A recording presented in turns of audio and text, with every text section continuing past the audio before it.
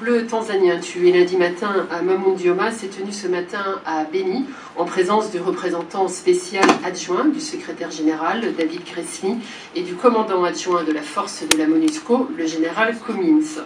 Nous renouvelons nos condoléances aux familles et amis des victimes ainsi qu'au gouvernement de la République unie de Tanzanie.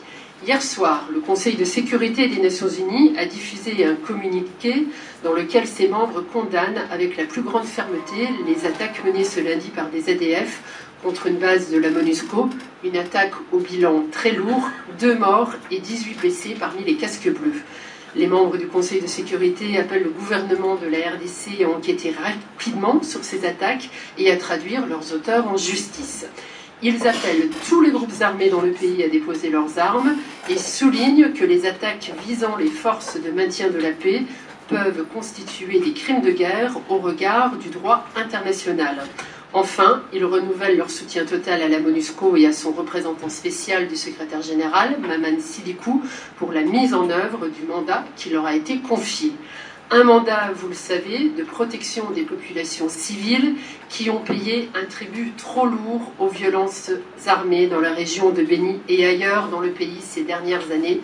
Les souffrances endurées nous sont intolérables.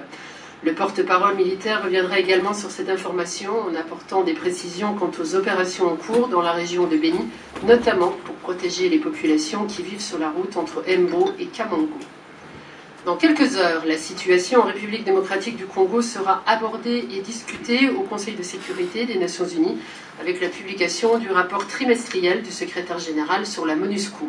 Un rapport qui couvre la période allant du 1er juillet à fin septembre et qui fait le point sur la situation politique et les conditions de sécurité dans le pays, ainsi que sur l'exécution du mandat de la MONUSCO.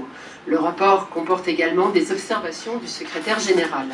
Le représentant spécial du secrétaire général, Maman Sidikou, est à New York afin de prendre part à ces discussions sur la RDC en général et sur ce rapport en particulier. Nous vous tiendrons bien évidemment informés de tout développement relatif aux discussions de ce jour.